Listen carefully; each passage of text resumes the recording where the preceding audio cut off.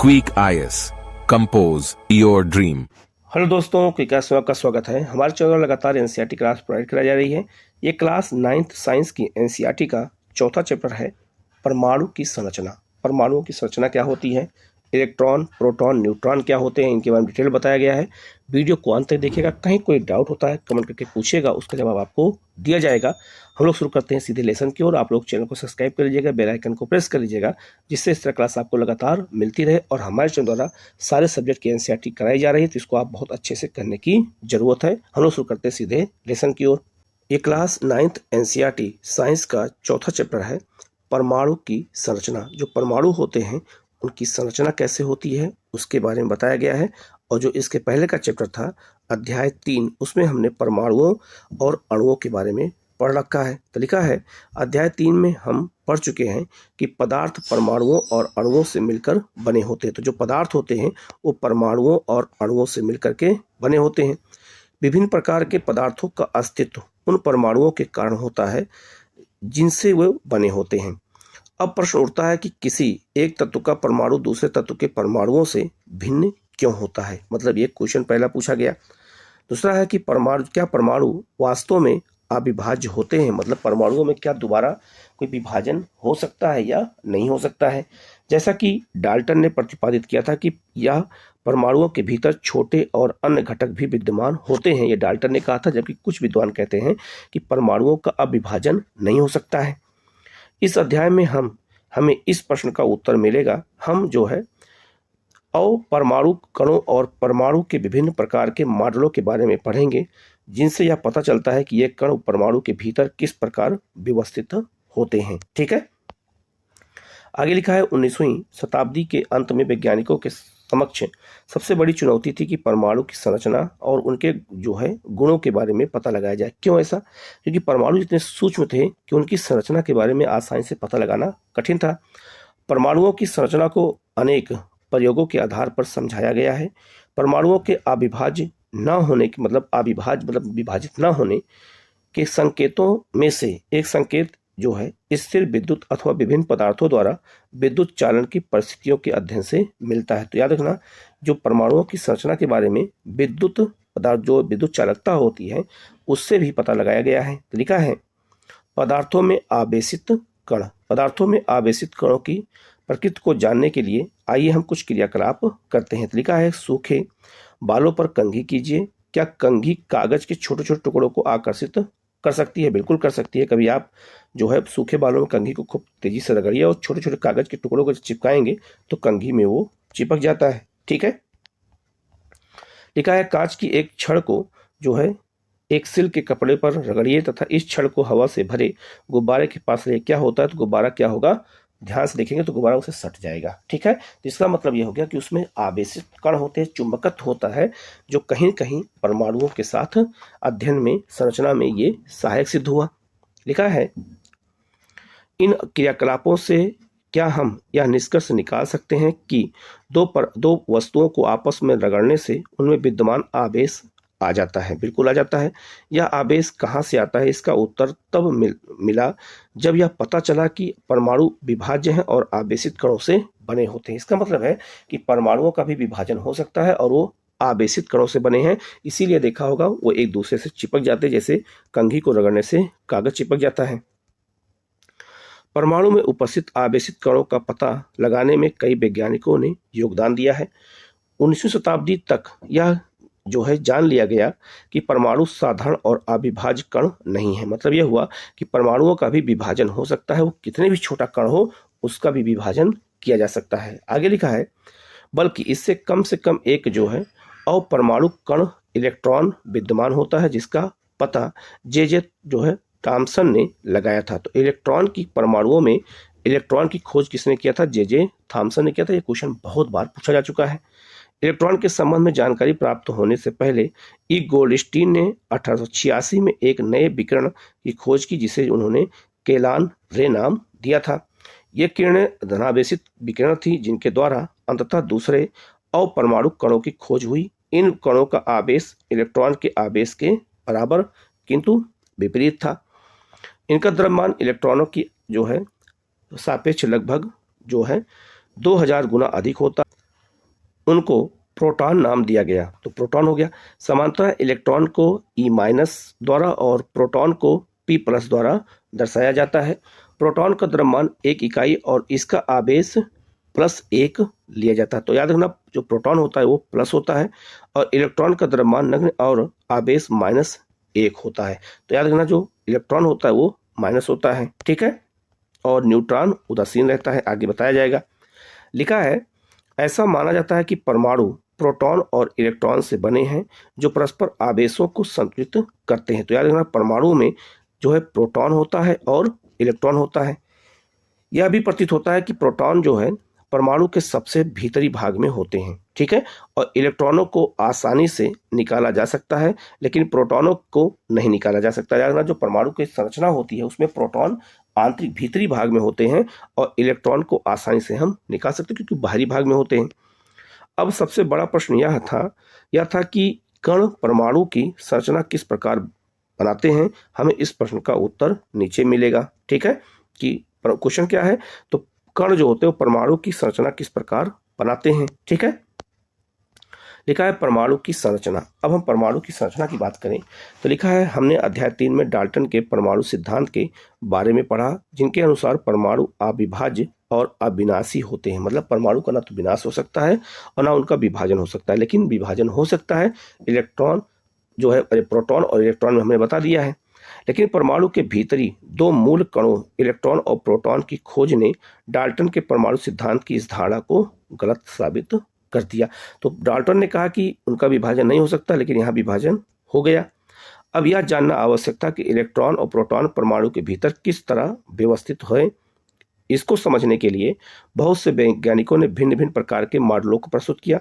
J Thomson पहले वैज्ञानिक थे जिन्होंने परमाणुओं की संरचना से संबंधित पहला मॉडल प्रस्तुत किया। तो परमाणुओं की संरचना का भी पता किसने लगाया? जे थॉम्सन ने लगाया। थॉम्सन का परमाणु मॉडल क्या था? यहाँ थॉम्सन लिखा है लेकिन इनका नाम थॉम्सन था, यह भी पढ़ा जा सकता है।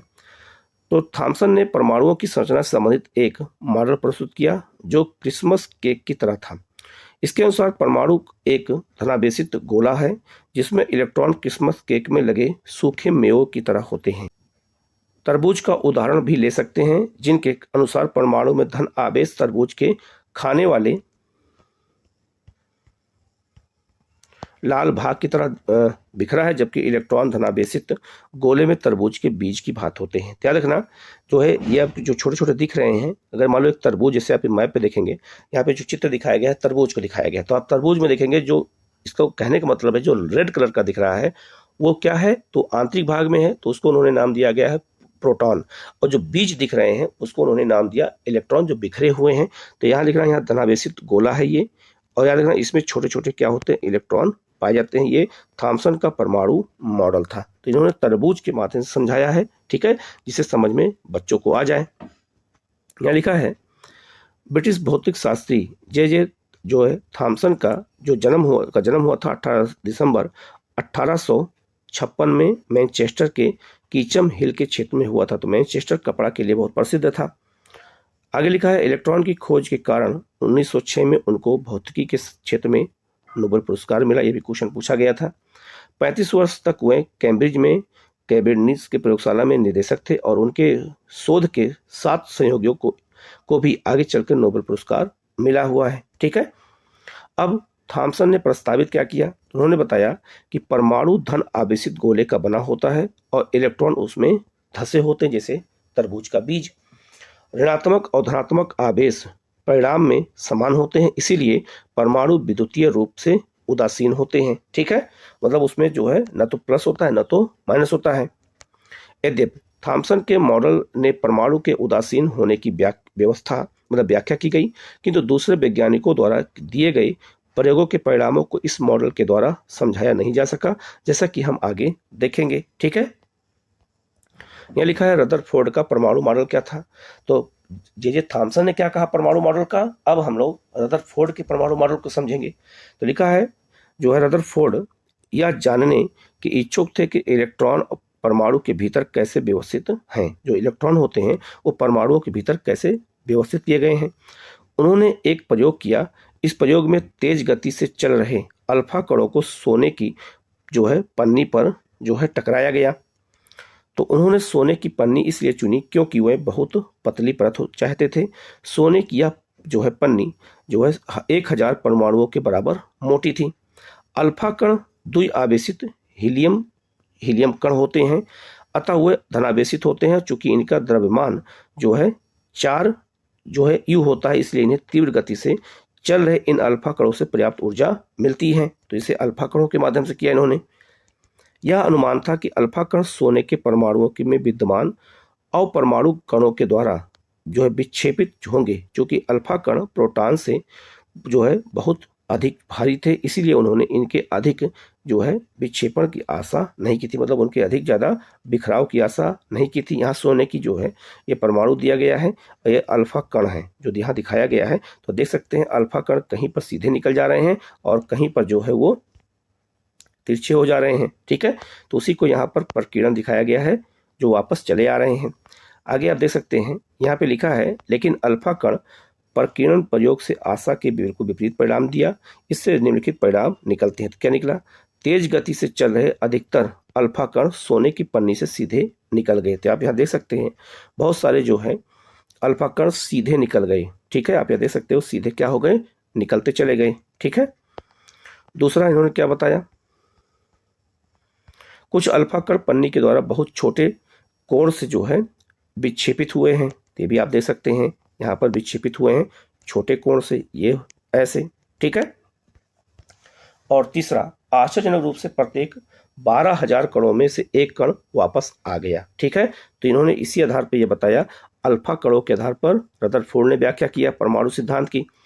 रदरफोर्ड के अनुसार यह परिणाम उसी प्रकार अविश्वसनीय था जैसे अगर आप एक 15 इंच के तोप के गोले को टिश्यू पेपर के टुकड़े पर मारते हैं तो वह लौटकर उसको आपको ही चोट पहुंचाता है। ठीक है, आगे लिखा है, ई रदरफोर्ड के बारे में बताया गया है कि इनका जन्म जो है 30 अगस्त 1871 को स्प्रिंग ग्रोव में हुआ था। उनको नाभिकीय भौतिकी का जनक माना जाता है। यह भी याद रखना, नाभिकीय भौतिकी का जनक किसे कहते हैं। रेडियोधर्मिता पर अपने योगदान और सोने की पन्नी के द्वारा परमाणु के नाभिक की खोज के लिए वे बहुत प्रसिद्ध हुए और 1908 में इनको नोबेल पुरस्कार दिया गया। तो इनको 3 चीज़ों के लिए याद रखना, पहला नाभिकीय भौतिकी का जनक कहते हैं, दूसरा रेडियोधर्मिता में अपने योगदान के लिए, और तीसरा इन्होंने परमाणु के जो है नाभिक की खोज की थी। तो 3 चीज़ों के लिए हम रदरफोर्ड को याद करते हैं, ये बात याद रखना। ठीक है, और 1908 में इन्हें नोबेल पुरस्कार दिया गया था। यहाँ लिखा है कि इस प्रयोग के निष्कर्ष को समझने के लिए खुले मैदान में एक क्रियाकलाप करते हैं। मान लें कि एक बच्चा अपनी आंखों को बंद किए हुए एक दीवार के सामने खड़ा है। उसे दीवार पर कुछ दूरी से पत्थर फेंकने को कहें। प्रत्येक पत्थर के दीवार से टकराने के साथ ही वह एक आवाज़ सुनेगा। अगर वह इसे 10 बार दोहराएगा तो जो है वह 10 बार आवाज़ सुनेगा। लेकिन जब आंख बंद किया हुआ बच्चा तार से घिरी हुई चारदीवारी पर पत्थर फेंकेगा तो अधिकतर पत्थर उस घेरे पर नहीं टकराएंगे और कोई आवाज़ नहीं पड़ेगी, क्योंकि घेरे के बीच में बहुत सारे खाली स्थान होते हैं जिनके बीच से पत्थर निकल जाता है। इसी तर्क के अनुसार अल्फा का कण प्रकीर्णन प्रयोग के आधार पर रदरफोर्ड ने जो है इसको जो है निम्नलिखित परिणाम निकाला था। तो उन्होंने यही बताया था, अगर मान लीजिए जैसे यहाँ पर एक पत्थर फेंकते हैं, अगर जाली है तो कभी कभी निकल जाएगा तो कभी कभी उस तार से क्या होगा, टकरा जाएगा। उसी चीज को इन्होंने यहाँ पर बताया है। ठीक है, आगे लिखा है यहाँ पे कि उन्होंने क्या परिणाम निकाला। लिखा है कि परमाणु के भीतर एक अधिकतर भाग खाली है क्योंकि अधिकतर अल्फा कण बिना जो है विक्षेपित हुए सोने की पन्नी से बाहर निकल जाते हैं। जैसा कि यहाँ पर बताया गया कि बहुत सारे स्थान खाली हैं यहाँ पर, इसीलिए वो सीधे निकल जाते हैं। ठीक है, यहाँ निकलते हुए दिखाए गए हैं। ठीक है, आगे लिखा है, बहुत कम कण अपने मार्ग को विक्षेपित होते हैं, जिससे वो यह ज्ञात होता है कि परमाणुओं में धनावेशित भाग बहुत कम होते हैं। बहुत कम अल्फा कण 180 डिग्री पर विक्षेपित हुए हैं, जिससे यह संकेत मिलता है कि सोने के परमाणु का पूर्ण धनावेशित भाग और द्रव्यमान परमाणु के भीतर बहुत कम आयतन में सीमित है। प्राप्त आंकड़ों के आधार पर उन्होंने यह निष्कर्ष निकाला है कि नाभिक की त्रिज्या परमाणु की त्रिज्या से जो है कितना होता है, तो जो है 10 गुना छोटी होती है। अपने प्रयोगों के आधार पर रदरफोर्ड ने परमाणु का निम्न जो है नाभिकीय मॉडल प्रस्तुत किया जिसके निम्नलिखित लक्षण थे। तो रदरफोर्ड का परमाणु जो नाभिक का मॉडल था वो क्या था, तो लिखा है परमाणु का केंद्र धनावेशित होता है। जो परमाणु है उसका केंद्र धनावेशित होता है जिसे नाभिक कहते हैं, तो उसको हम नाभिक कहते हैं जो बीच वाला है। एक परमाणु का लगभग संपूर्ण द्रव्यमान नाभिक में होता है, तो बीच वाला क्षेत्र उसको उन्होंने नाभिक नाम दिया। इलेक्ट्रॉन नाभिक के चारों ओर जो है वर्तुलाकार में चक्कर लगाता है। जैसे मान लो ये परमाणु है और बीच में नाभिक है, तो इलेक्ट्रॉन क्या करता है, वो नाभिक के चारों ओर चक्कर लगाता रहता है।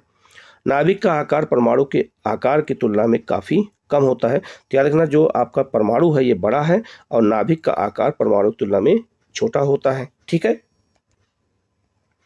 आगे लिखा है रदरफोर्ड के परमाणु मॉडल की कमियां क्या थी, इनमें क्या कमी देखी गई। तो ये भी याद रखना, कभी जब कोई सिद्धांत दिया जाता था तो उसकी कमियों को भी खोजा जाता था। तो लिखा है वर्तुलाकार मार्ग में चक्रण करते हुए इलेक्ट्रॉन का अस्थायी हो पाना संभावित नहीं है, क्योंकि आवेशित कण गोलाकार जो है कक्ष में त्वरित होता है और त्वरण के दौरान आवेशित कणों से ऊर्जा का विकिरण होता है।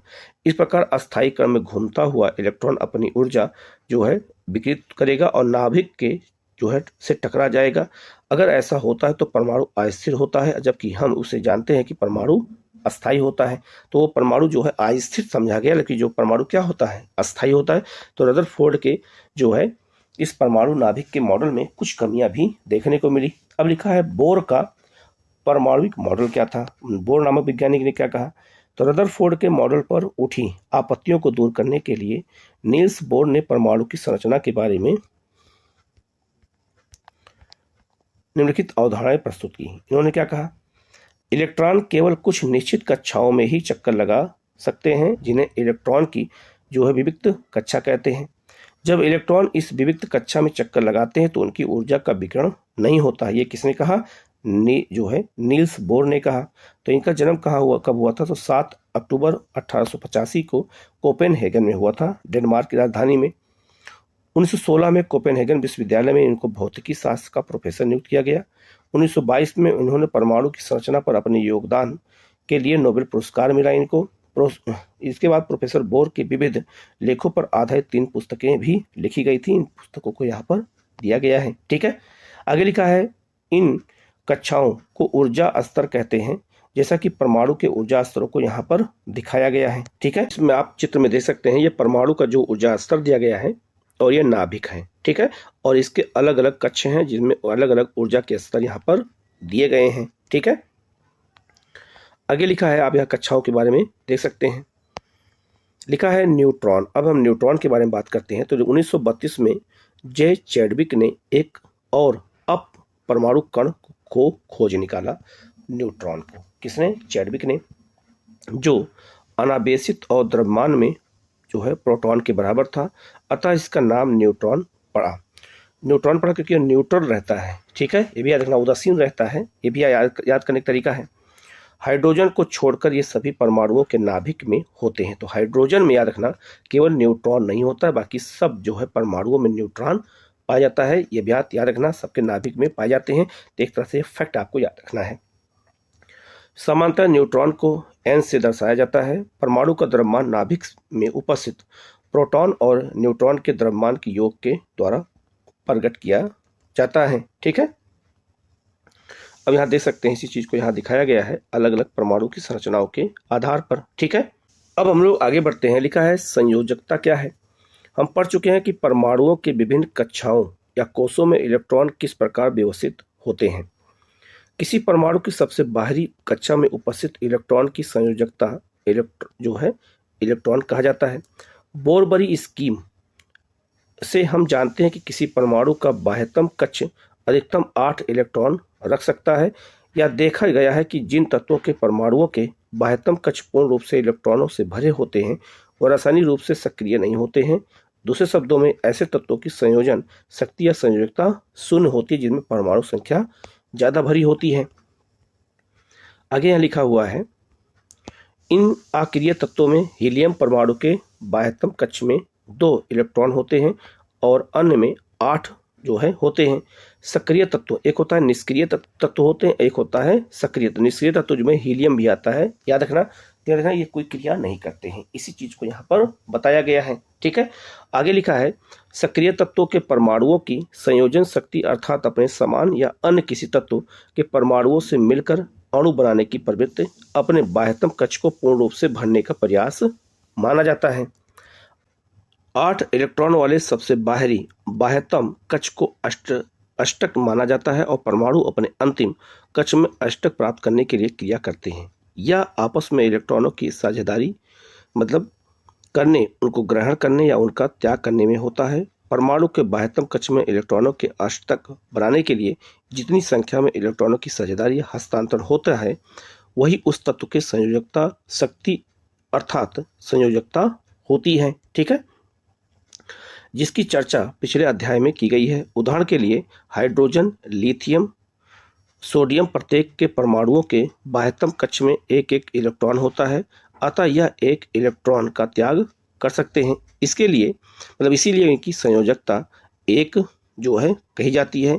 क्या आप बता सकते हैं कि मैग्नीशियम और एल्युमिनियम की संयोजकता क्या होती है? तो 2 और 3 होती है, क्योंकि मैग्नीशियम में बाह्यतम कक्ष में 2 और जो है एल्युमिनियम में 3 इलेक्ट्रॉन होते हैं। तो याद रखना कौन कौन से इलेक्ट्रॉन होते हैं ये भी जो है यहाँ पर बताया गया है। आगे इसको एक चार्ट में भी दिया गया है। आगे यहाँ लिखा हुआ है यदि किसी परमाणु के बाह्यतम कक्ष में इलेक्ट्रॉनों की संख्या उनकी क्षमता के अनुसार लगभग पूरी है तो संयोजकता एक अन्य प्रकार से प्राप्त की जा सकती है। उदाहरण के लिए फ्लोरीन परमाणु के बाह्यतम कक्ष में 7 इलेक्ट्रॉन होते हैं और इनकी संयोजकता 7 हो सकती है, किंतु बाह्यतम कक्ष में अष्टक बनाने के लिए फ्लोरीन के लिए 7 इलेक्ट्रॉनों को त्याग करने की अपेक्षा 1 इलेक्ट्रॉन प्राप्त करना अधिक आसान होता है। मतलब 7 है तो त्याग करना 1 नहीं लाना है, जबकि 1 जोड़ करके हम 8 कर देंगे और 8 की आवश्यकता होती है। अतः इसकी संयोजकता अष्टक में से 7 घटाकर प्राप्त की जा सकती है। इस प्रकार फ्लोरीन की संयोजकता 1 है। ऑक्सीजन की संयोजकता का परिकलन भी इसी प्रकार किया जा सकता है। इसी परिकलन से ऑक्सीजन की संयोजकता कितनी होती है?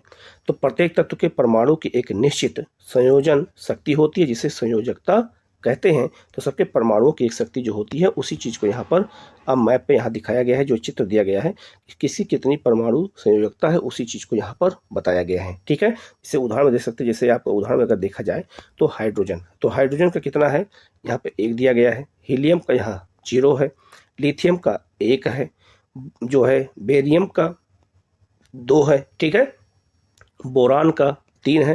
तो ऐसे सबका यहाँ पर दिया गया है, इसको आप यहाँ देख सकते हैं। इसी प्रकार नाइट्रोजन का कितना है 3 है, कार्बन का कितना है 4 है और ऑक्सीजन का 2 है। ठीक है, तो इनमें 2 परमाणु होते हैं, 2 मतलब इलेक्ट्रॉन होते हैं। ठीक है, आगे बढ़ते हैं। लिखा है परमाणु संख्या तथा द्रव्यमान संख्या क्या होती है? तो परमाणु संख्या क्या होती है पहले ये जानते हैं। लिखा है हम जानते हैं कि परमाणु के नाभिक में प्रोटॉन विद्यमान होता है। तो नाभिक में प्रोटॉन होता है। एक परमाणु में उपस्थित प्रोटॉनों की संख्या उसकी परमाणु संख्या को बताती है। इसे Z के द्वारा दर्शाया जाता है। किसी तत्व के सभी अणुओं की परमाणु संख्या Z मतलब समान होती है। ठीक है, वास्तव में तत्वों को उनके परमाणु में विद्यमान प्रोटॉनों की संख्या से परिभाषित किया जाता है। और हाइड्रोजन के लिए Z बराबर 1, क्योंकि हाइड्रोजन परमाणु के नाभिक में केवल 1 प्रोटॉन होता है। इसी प्रकार कार्बन के लिए Z6। इस प्रकार एक परमाणु के नाभिक में उपस्थित प्रोटॉनों की कुल संख्या को परमाणु संख्या भी कह सकते हैं या कहते हैं। अब आपको याद हो गया होगा या आपको ये चीजें समझ में आ गई होंगी। अब द्रव्यमान संख्या क्या होती है? तो एक परमाणु के अपरमाणु कणों के अध्ययन के बाद हम इस निष्कर्ष पर पहुंच सकते हैं कि व्यवहारिक रूप में परमाणु का द्रव्यमान उसमें विद्यमान प्रोटॉनों और न्यूट्रॉनों के द्रव्यमान के कारण होता है। ठीक है, ये परमाणु के नाभिक में विद्यमान होते हैं, इसीलिए इन्हें न्यूक्लियन भी कहते हैं। परमाणु का लगभग संपूर्ण द्रव्यमान उसके नाभिक में होता है। ठीक है, उदाहरण के लिए कार्बन का द्रव्यमान 12U, क्योंकि इसमें 6 प्रोटॉन और 6 न्यूट्रॉन होते हैं। किसमें? कार्बन में। इसी प्रकार एल्युमिनियम का द्रव्यमान 27 है, 13 प्रोटॉन और 13 जो है 14 न्यूट्रॉन होते हैं। एक परमाणु के नाभिक में उपस्थित प्रोटॉनों और न्यूट्रॉनों की कुल संख्या के योग को द्रव्यमान संख्या कहा जाता है। ये क्वेश्चन कई बार एग्जाम में आप पूछा भी गया है, आया भी है कि द्रव्यमान संख्या किसे कहते हैं। तो एक परमाणु के नाभिक में उपस्थित प्रोटॉनों और न्यूट्रॉनों की कुल संख्या के योग को हम द्रव्यमान संख्या कहते हैं। ये क्वेश्चन कई बार एग्जाम में पूछा जा चुका है।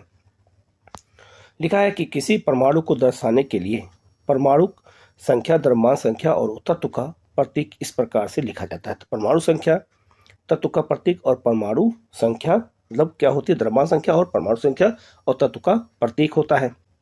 अब बढ़ते हैं आगे, समस्थानिक क्या होता है।